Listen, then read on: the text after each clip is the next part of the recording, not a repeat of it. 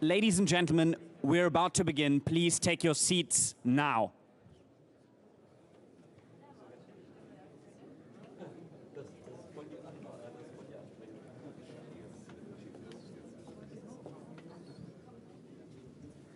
Ladies and gentlemen, please welcome the chairman of the Munich Security Conference, Ambassador Christoph Heusgen.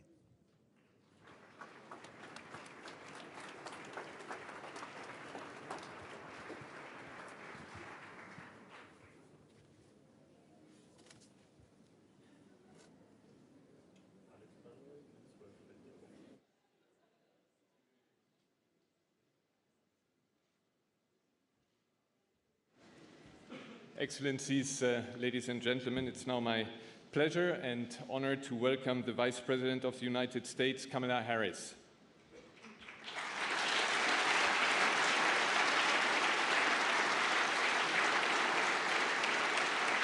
We are continuing our tradition that the US is represented at the Munich Security Conference by the Vice President, something that President Biden started in 2009, and we are very happy that you continue this. We have a fantastic transatlantic delegation here. The only difference, Mr. Vice President, is when we started 59 years ago, there were only men, and now there is a woman Vice President. Welcome, Vice President. Thank you, Christoph. Thank you, Christoph. Thank you. Well, it is my honor to be back at the Munich Security Conference. As many of us remember, last year on this stage, I warned of the imminent invasion of Ukraine by Russia. And let us all recall, many at the time wondered how we would all respond. Many wondered, could Russia be stopped? Would NATO come together? Would NATO break apart? And would Ukraine be prepared? Colleagues, today, a year later, we know Kyiv is still standing. Russia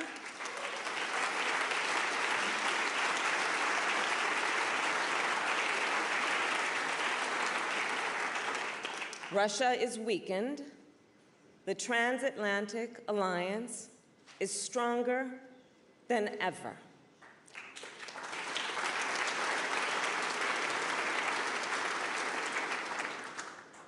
And most importantly, the spirit of the Ukrainian people endures. And under Joe Biden, President of the United States, our country has demonstrated decisive leadership. As President Biden often says, the United States will support Ukraine for as long as it takes. We will not waver. And today, at this Munich Security Conference, I will then describe what we all continue to have at stake: the moral interest, the strategic interest, and the reason Ukraine matters for the people of America, for the people of Europe, and for people around the world. First, from the starting days of this unprovoked war, we have witnessed Russian forces engage in horrendous atrocities and war crimes. Their actions are an assault on our common values, an attack on our common humanity.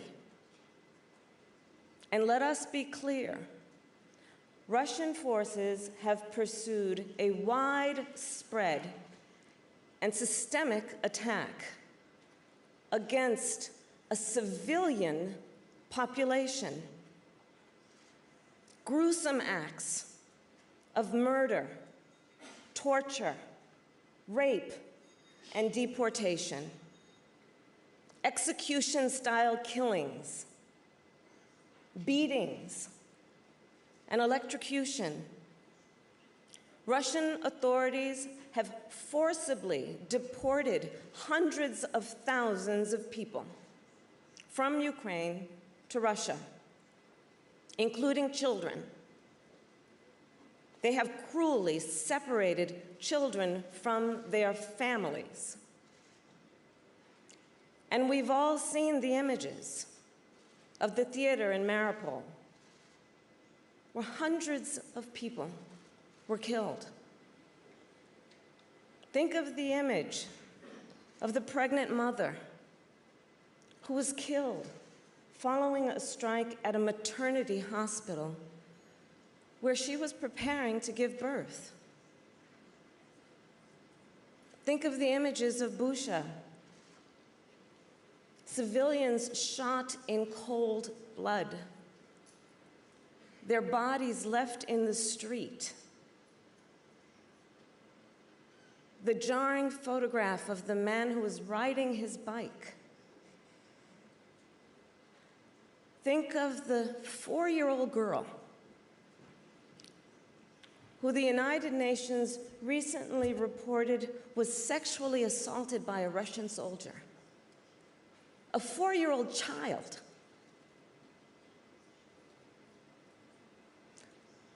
Barbaric and inhumane.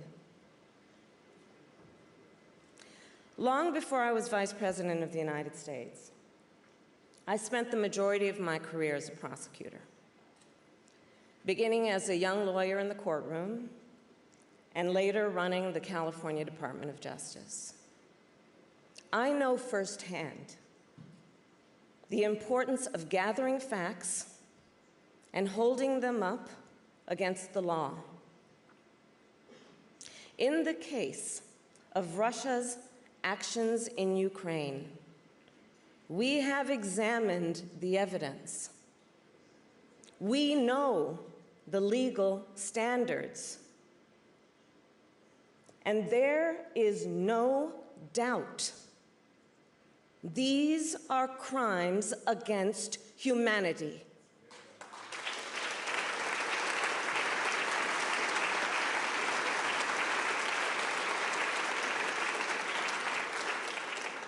The United States has formally determined that Russia has committed crimes against humanity. And I say to all those who have perpetrated these crimes and to their superiors who are complicit in these crimes, you will be held to account. In the face of these indisputable facts, to all of us here in Munich, let us renew our commitment to accountability.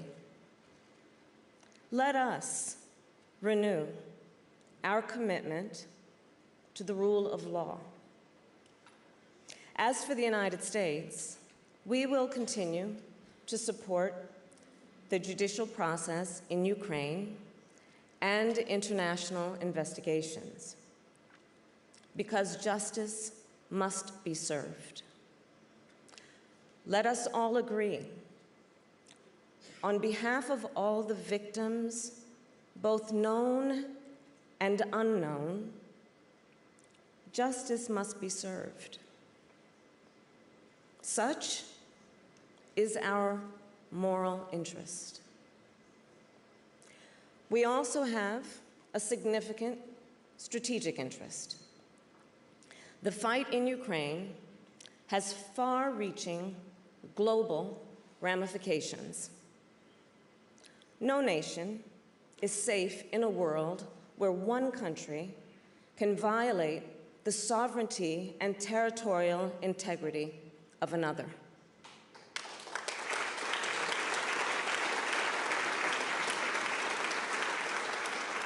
Where crimes against humanity are committed with impunity, where a country with imperialist ambitions can go unchecked. Our response to the Russian invasion is a demonstration of our collective commitment to uphold international rules and norms. Rules and norms which, since the end of World War II, have provided unprecedented security and prosperity, not only for the American people, not only for the people of Europe, but people around the world.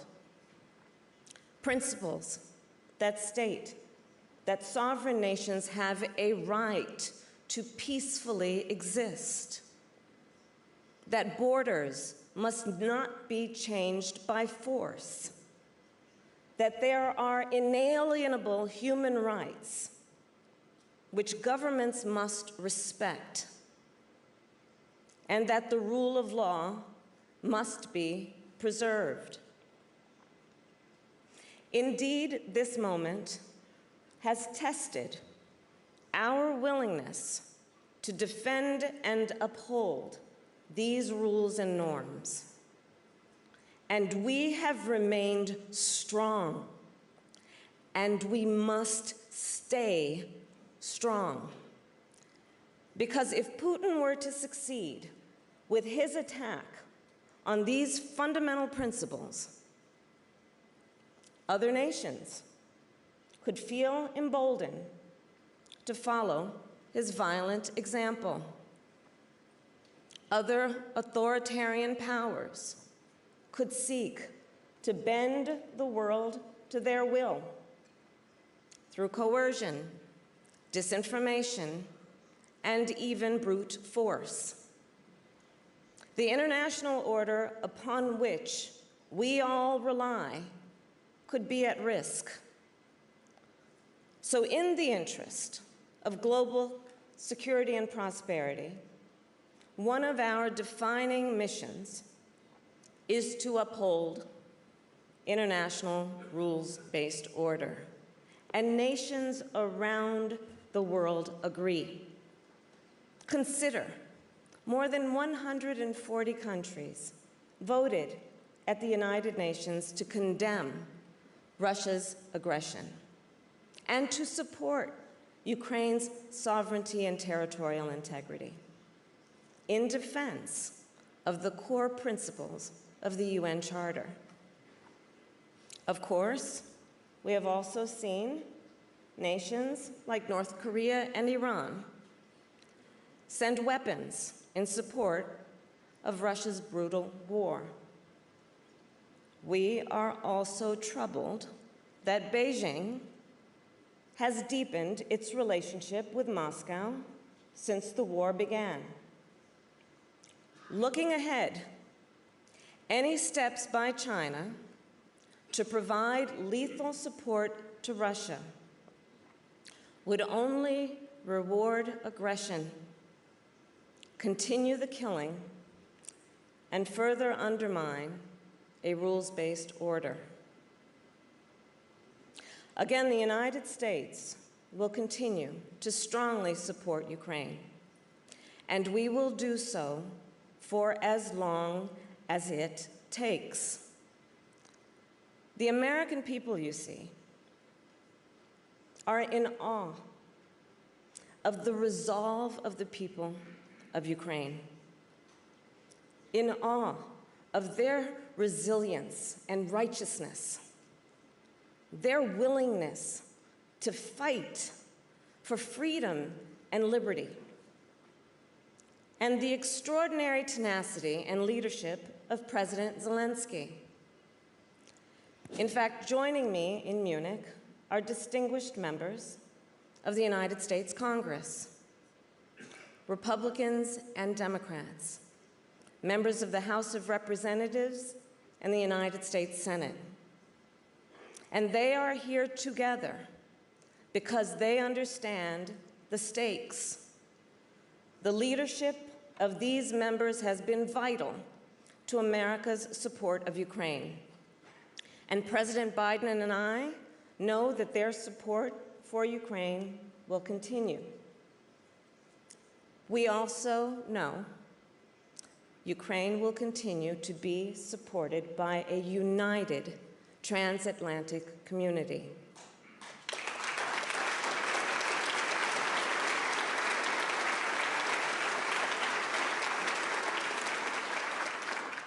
So Putin thought he could divide NATO. Remember where we were a year ago. In this, he has failed. The NATO alliance is stronger now than ever before. And the United States' commitment to NATO and to its Article 5 is ironclad. Just look at our track record over the past year. Just look at our multilateral cooperation. Together, we have provided historic assistance to Ukraine. Together, we have dealt Russia a strategic failure. Together, we have imposed unprecedented costs on Russia. And together, we have pursued energy security and reinvested in our collective defense. And we have come together to stand for our common values and our common interests and our common humanity. I have no doubt that this unity will endure. I also have no illusions about the path forward. There will be more dark days in Ukraine. The daily agony of war will persist. The global ripple effects will continue to be felt by countries near and far, from Africa to Southeast Asia to the Caribbean. But if Putin thinks he can wait us out, he is badly mistaken. Time is not on his side. To be sure, Ukrainians will continue to be tried and tested, just as they have been over this past year. Transatlantic unity will continue to be tried and tested. And I am certain that Ukraine will rise to the task, that the United States and Europe will rise to the task. So my last point, America will continue our leadership in defense of human dignity, in defense of rules and norms, and in defense of freedom and liberty. There is too much at stake to do anything less. Americans know well the meaning of independence. We believe in the fundamental importance of sovereignty and rule of law. And we will always stand on the side of justice. Colleagues, I do believe we all know, when future generations look back at this moment, they will see that we understood the task before us and rose to this occasion. And so to you I say, the United States of America is proud to be your partner in this noble pursuit. Thank you.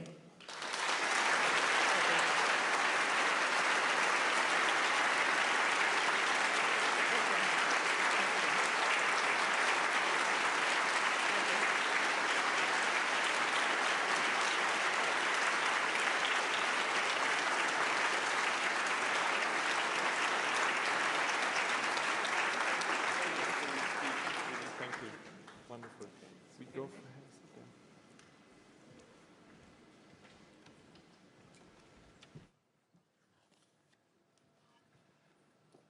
Madam Vice President, thank you for this very, very strong speech, this commitment to transatlantic unity, this commitment to the support of Ukraine. And we have many, many representatives from Ukraine here in the room, and they certainly were reassured by what you have said.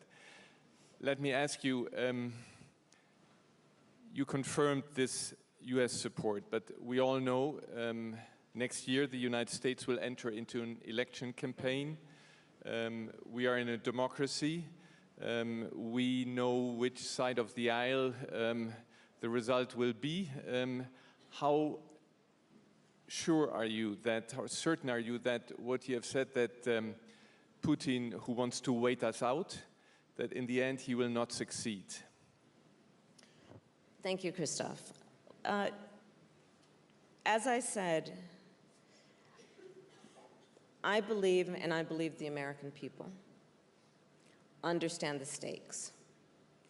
And the stakes being our moral interest and our strategic interest. I will tell you, I travel around the United States, and I have seen the Ukrainian flag fly in places most of you have probably never heard of in the United States. In storefronts, in front of homes, people proudly wearing, Americans proudly wearing the colors of Ukraine. The American people are aware of the images of Bucha. The American people take great pride in a fight for independence, that being part of the foundation of our nation and our principles and values. I think about where the United States is going on this issue based on the track record of where we've been. You only have to look at where we were a year ago and where we are today in terms of the contributions and resources that America has put into everything from ammunition to artillery to air defense, from Stingers to Abrams tanks, HIMARS, Javelins. I look at it in the context of the United States Congress, which is here in force. I'm told it is the largest delegation, bipartisan and bicameral, of the United States Congress to this meeting, to this Munich Security Conference.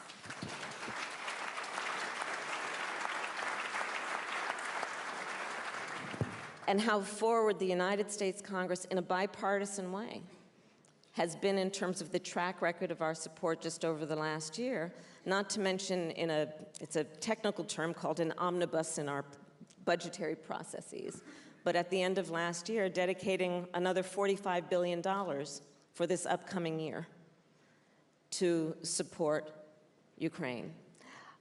Our priority is to ensure Ukraine's strength on the battlefield. And that is our commitment. And it is a commitment not only to the people of Ukraine, but it is a commitment to our values and the principles we hold dear as a nation. And I cannot be here without also mentioning the importance of the alliance, Europe, and what it has done. Our host, Germany. I was with Chancellor Scholz yesterday. What we collectively have done. We are not only joined, I think, by our values and our understanding of the stakes and what is at stake in terms of a moral and a strategic interest. We have been great colleagues in terms of pooling our resources, coordinating our resources in a way that I believe will give Ukraine the best support they need to fight this fight. Thank you very much for this. And for the outsiders, it is indeed the impression that this relationship, this transatlantic relationship, the relationship also between European, the German government and the US administration is as strong as ever. And thank you very much for this. If I may, nevertheless, there is something called IRA. Yes, the Inflation Reduction Act. And it has raised a lot of concern on this side of the Atlantic, but we have been reminded also by members of Congress about CBAM on our side. Yeah. How do we prevent transatlantic rifts on very important questions? Business, trade issues are very important. How confident are you that these differences can be overcome and don't disturb this wonderful but absolutely necessary close transatlantic relationship? I'm very happy that you chose to raise this topic. So let me start with the spirit and the intent behind the Inflation Reduction Act. One very important area of focus for us has been to address and take our responsibility for what we must do in terms of the climate crisis, which of course is global in nature. And in fact, our friends in Europe have been asking for years that we would actually step up and do more. So under President Biden's leadership, we are proud that the United States has invested an historic amount in what we must do to take on our role of responsibility in the climate crisis. And by that, I mean we have, with the support of Congress, dedicated $370 billion to this effort. When I think of the impact on our friends and the interconnection and interdependence, if you will, between whatever we do in each of or any of our nations and the effect on the others, we think of this investment as having a global impact in predominantly two ways. One, the United States, I'd say this sadly, is one of the biggest emitters in the world. And we need to reduce our emissions, not only for the sake of the health and well-being of the people of our own country, but as we know, the people of the world are impacted. So this is an historic and very significant investment to actually turn the tide on that. And as you know, as many of our European friends and others around the globe have done, we have set strict standards for ourselves based on timelines. So there is that, which is the goal of reducing emissions. The other piece of it is we are very excited about thinking about the investment that we are making to spur innovation. We are entering a moment where we are creating a new economy, a clean energy economy. And if you think of us as being an investor, if you will, in creating incentives for the private sector, for scientists and academics to research, develop, and innovate around a clean energy economy, this investment that we are making will do that and have global impact. So that is how we think of it.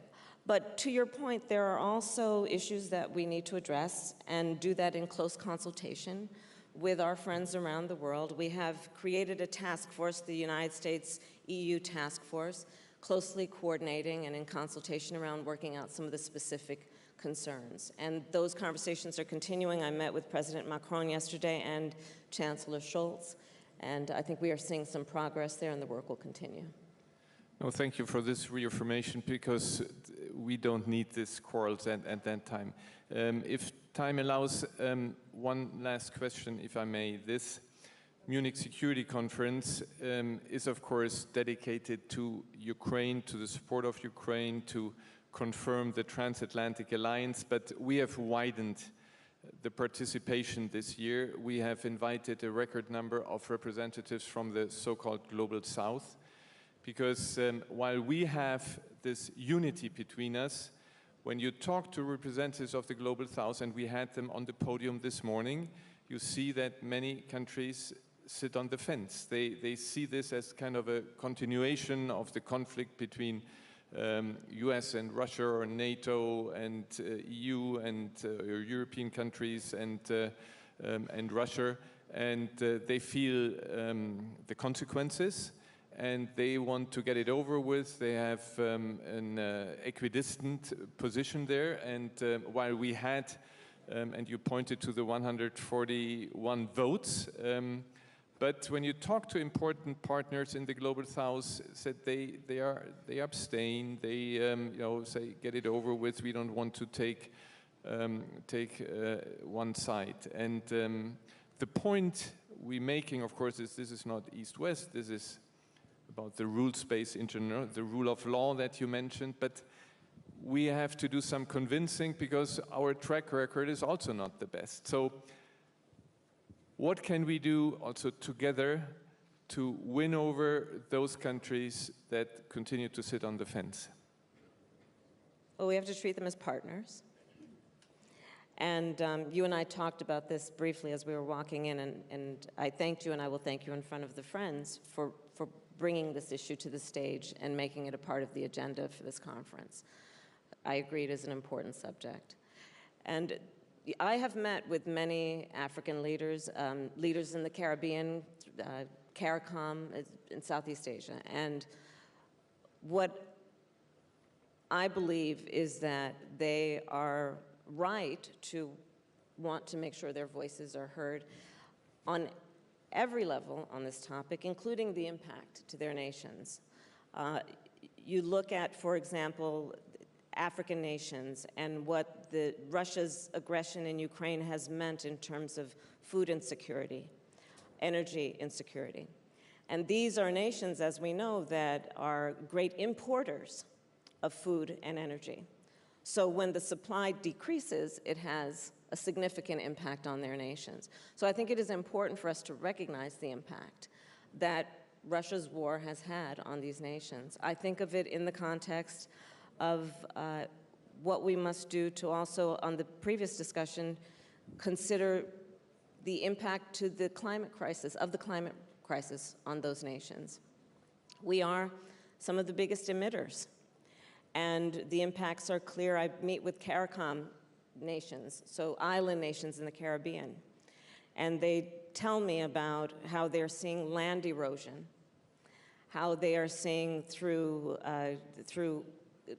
the extreme climate occurrences, a reduction in tourism and what that means in terms of a depletion of their GDP. And so these are issues that we must keep in mind when we have this discussion with them as partners around what the solutions look like, including standing in a unified way on these principles of sovereignty and territorial integrity. My friend, the president of Ghana, I believe, spoke yesterday, and I think he captured it well when, I'm going to paraphrase, but my understanding is he said that we need to dispense with this paradigm that is about us versus them and think differently about the relationship that we have. And for all of those reasons, I thank you for raising this, and I think it is worthy of the type of elevation and the discussion that you are giving it. Thank you very much for this, and this will remain a theme here. We'll discuss this also next year, and maybe, Madam Vice President, can we already book a hotel room so you come back next year? Thank you for being here. Please, a hand of applause.